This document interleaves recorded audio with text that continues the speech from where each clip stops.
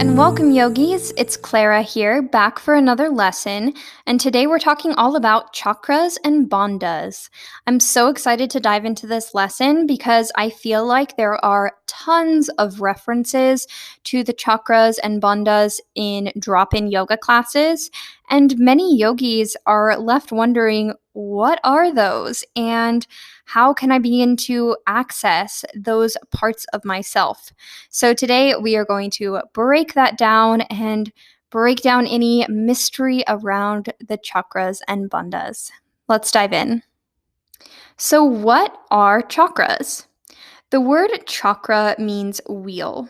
The chakras are spinning, energetic wheels throughout the body, and they map a different aspect of the human body. Instead of mapping physical structures, although some believe the chakras are linked to our organs and or specific structures in the endocrine system and the nervous system, the chakras are generally understood to map non-physical energetic patterns. What the chakras respond to. Every aspect of our experience, like the shapes of our bodies, the behavioral patterns we enact, our physiological responses to the present moment, encodes an energetic response in our chakras. One way to visualize this is to imagine the energetic flow is like a gentle breeze. We can't actually see it moving through the air, but we can see and feel its impact in our energetic body as it sweeps the hair from our face.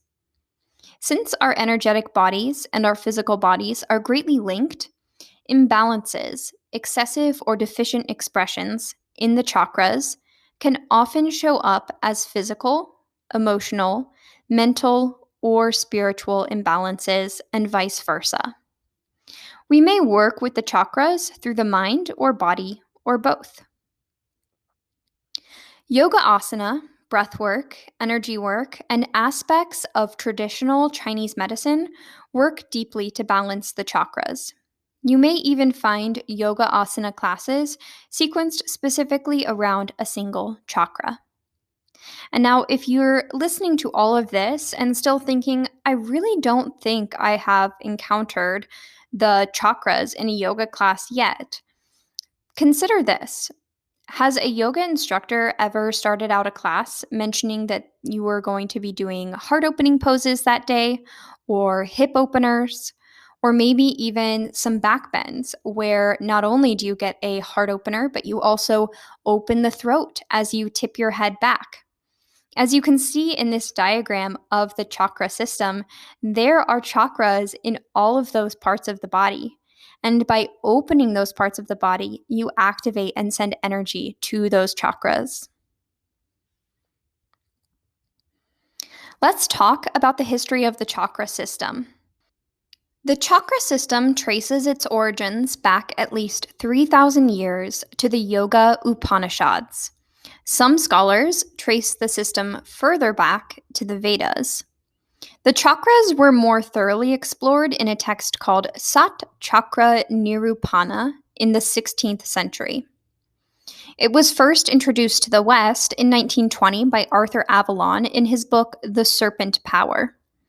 Since then, numerous scholars and medical practitioners have investigated the chakras and considered how to integrate the system into their own practices. One prominent practitioner is Anadea Judith, who used the chakra system to inform her understanding of Western psychology. Her book, Eastern Body, Western Mind, provides an in-depth analysis of each chakra and its correlation to specific psychological concerns. If you find yourself super interested in learning more about the chakras after today's lesson, I highly recommend you pick up a copy of her book. Other practitioners have used the system in conjunction with acupuncture, diagnosis, imaging techniques, and more. All right, let's start to talk about the various chakras themselves. We'll start with root chakra, the first chakra down at the base of the tailbone. As you can see here in this diagram on the right side of your screen, every chakra has its own image. And these images are often meditated on, used in a visual form of meditation. The root chakra is also known as Muladhara chakra. Its element is earth, and as I mentioned, its location is at the base of the tailbone. It is associated with our basic right to exist as human beings, safety, and primal energy. This chakra's sound is lam. So if you were to partake in chanting around the root chakra part of bhakti yoga, you would chant lam.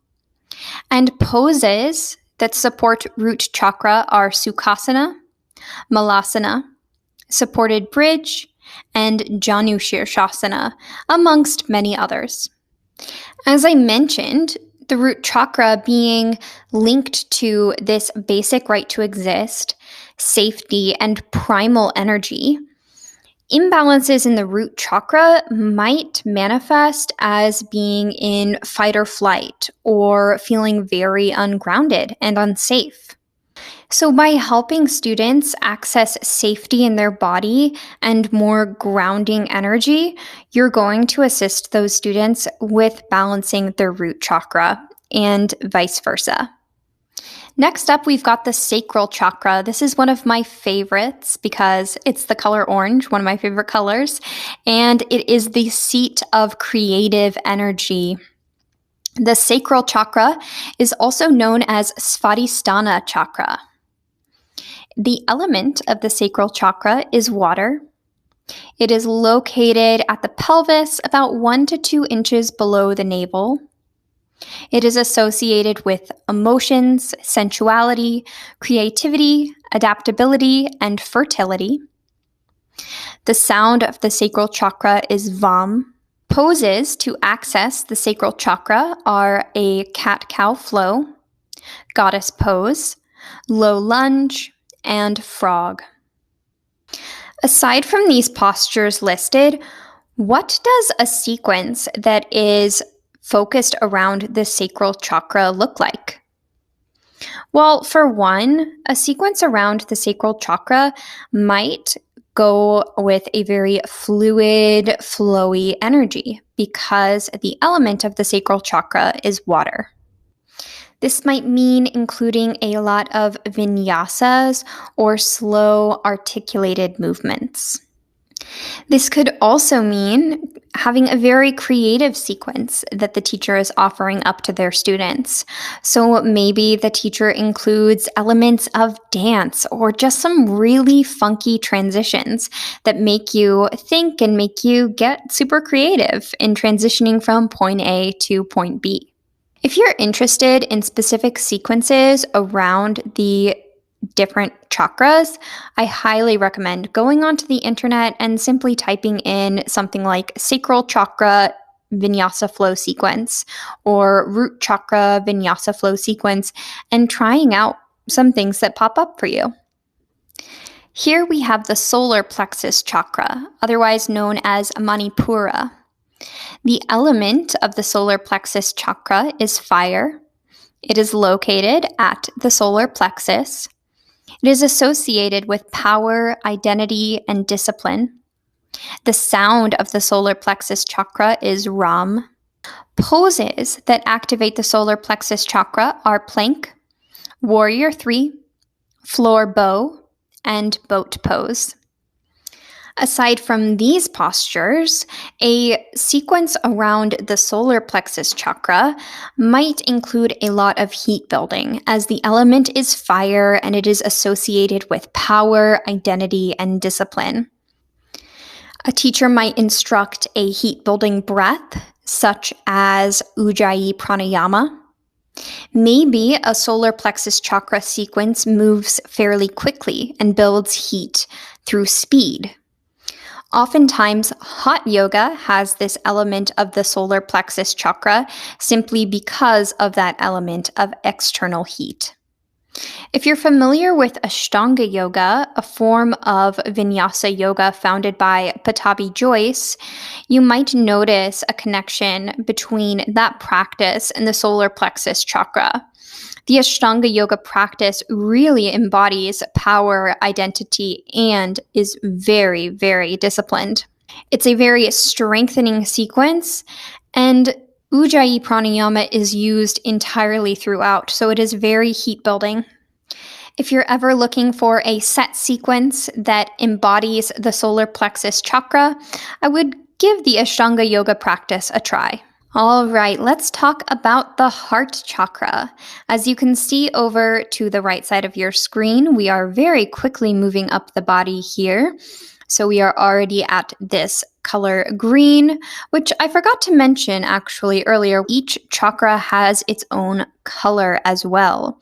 As you can see, we have the root chakra was red, then sacral was orange, solar plexus was yellow, and now here up at the heart chakra, we are green.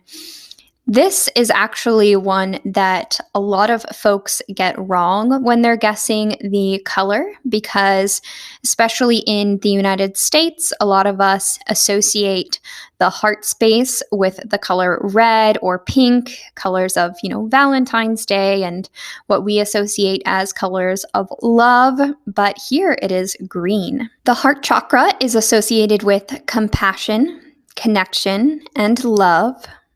The sound is yam. Some poses that embody the heart chakra are camel pose, wheel, upward facing dog, sphinx, and bow. And as you can see, there's a bit of a theme there with those poses. Most of those, actually all of those are back bends of some kind. So you're drawing the heart space forward and opening that area. Sometimes an imbalance in the heart chakra is visible through someone's posture. So if someone comes into your class and you notice that their shoulders are hunched forward and their heart chakra is really closed off, that area in the middle of their chest is closed to you, and maybe it looks a little bit like they're trying to hide or take up less space. That might be a sign of a chakra imbalance. And now, obviously, you don't want to pathologize another person based off of something from their appearance. But you might take that information that their body is expressing through their posture and simply offer up a few heart openers in the practice that you teach that day.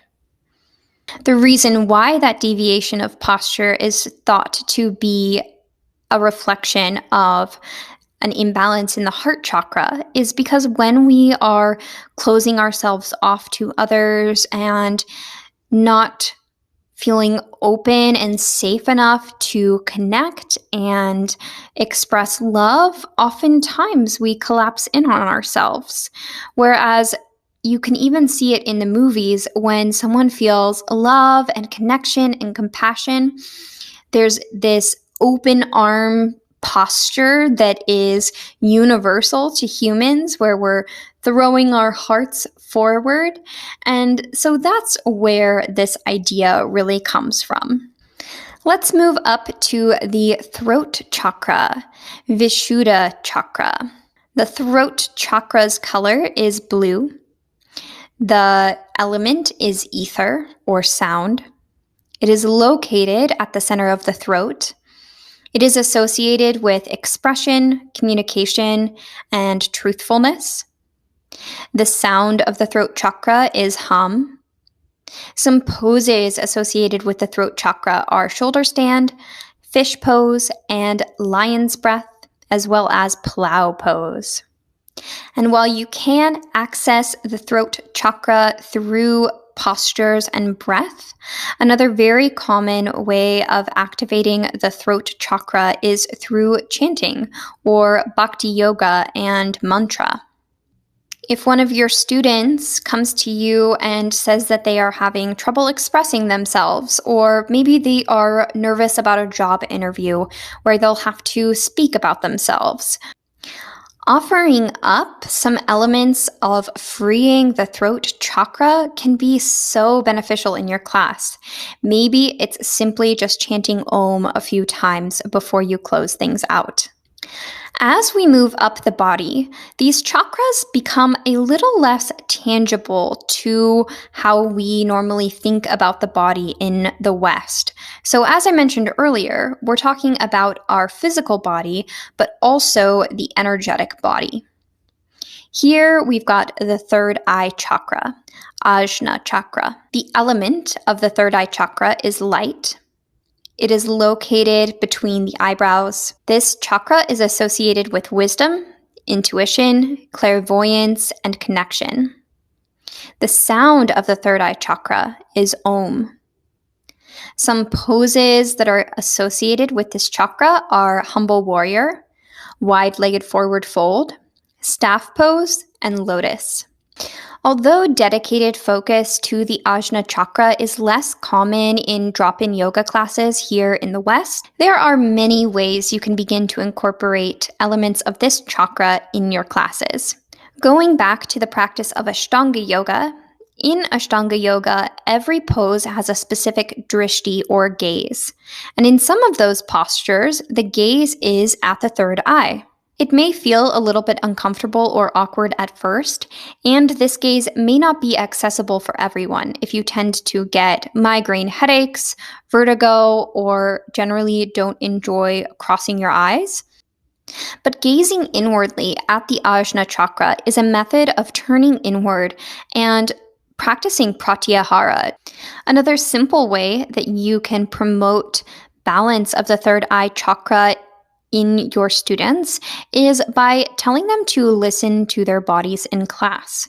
By doing this, you invite your students to connect to their own wisdom and their own intuition. Additionally, there are other exercises for the third eye that you can begin to incorporate. One of them includes rubbing your third eye with your fingers and then placing your palms over your eyes. Next time you wrap up a yoga practice, ask yourself if you felt any access to your third eye throughout that practice, whether it was in your physical body or in your energetic body. Finally, we are at the top, the crown chakra, which is this beautiful purple color here. The third eye chakra below it is also a shade of purple, and then as we move up, we've got this more pinkish purple color. The crown chakra is also known as Sahasrara. The crown chakra is not associated with any elements, as it is really associated with consciousness or transcendence. It is located at the crown of the head. It is associated with presence, union, and connection. Its sound is silence. Some postures where you might access the crown chakra are Tadasana, headstand, crocodile, and Shavasana. Now, this terminology, the crown of the head, gets thrown around in yoga classes all of the time, but where really is that?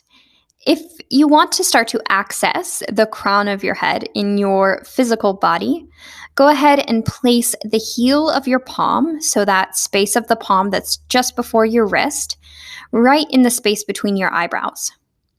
From there, spread out your palm wide and allow your fingertips to rest on top of your head. Wherever the tip of your middle finger lands, that's approximately the crown of your head, or the part of your head also that you would come onto for headstand. Now let's move on to the bandhas. Bandhas are energetic locks throughout the body. They can be used to find stability and move energy throughout the body.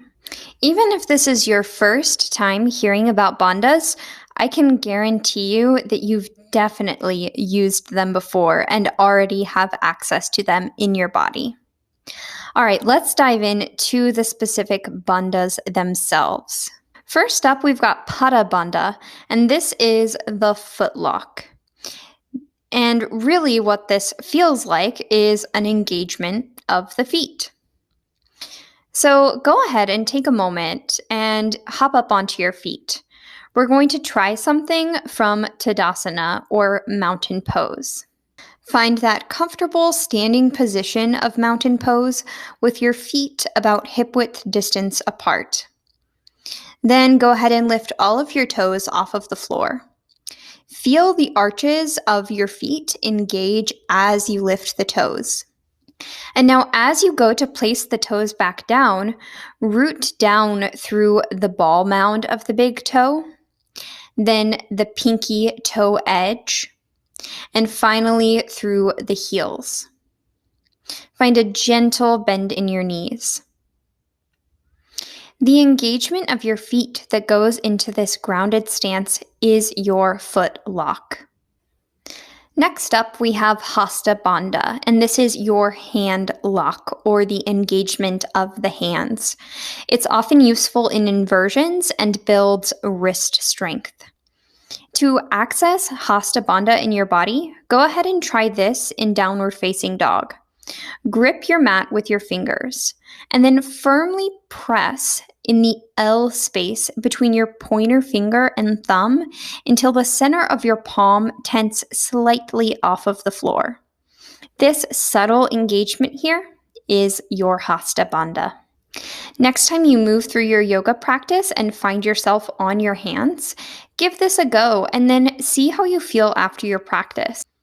Notice if you felt any extra support in your wrists or if any movements that you do typically felt any different.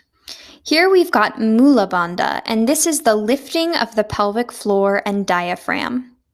Now, since this area is an area that some people are more in touch with than others, and everyone has a different relationship to, different cues work with different students when it comes to Mula Bandha. This bandha is more of an upward motion as opposed to the inward motion in Uddiyana Bandha. Some students resonate with the relationship between Kegel exercises and the activation of the pelvic floor. So when you tell someone to lift their pelvic floor, drawing the parallel to Kegel's might be helpful for some. Now we have Uddiyana Bandha, and this is involved in the drawing the belly button to the spine, a very common cue in yoga practices. So the idea here is to draw inward and slightly upward with an overall engagement of the abdominal muscles. When combined with Mula Bandha, you may be able to move the ribs inward towards your midline. Engagement and awareness of Uddiyana Bandha can be super helpful for movements that require a lot of strength of the core. Jalandhara Bandha is the throat or chin lock. You will typically find Jalandhara Bandha in closing postures such as embryo pose and shoulder stand. To begin to find Jalandhara Bandha in your body, try this. Lift through the crown of your head, and then scoop the chin back as you gaze downward. This is your Jalandhara Bandha. Lastly, we have Maha Bandha, or the Great Lock. This is simply the combination of using Mula Bandha, Uddiyana Bandha, and Jalandhara Bandha all at the same time. All right, here's our first activity. So go ahead and label the bandhas in the figure in your manual. Take some time, pause this video, and when you come back, we'll go through this all together. Let's take a look at those answers. How did you do? For number 1, we've got Pada Bandha. Number 2, we've got Mula Bandha. 3, Uddiyana Bandha. 4, Hasta. 5, Jalandhara. And then the combination of 2, 3, and 5 creates our Maha Bandha. Thank you so much, yogis, for joining me in this lesson today. I know that that was a lot of information, and if this did spark an interest in the chakras and bandhas for you, I really encourage you to pursue that and see how that can inform your classes going forward. Have a great rest of your day, and I'll see you in another lesson soon.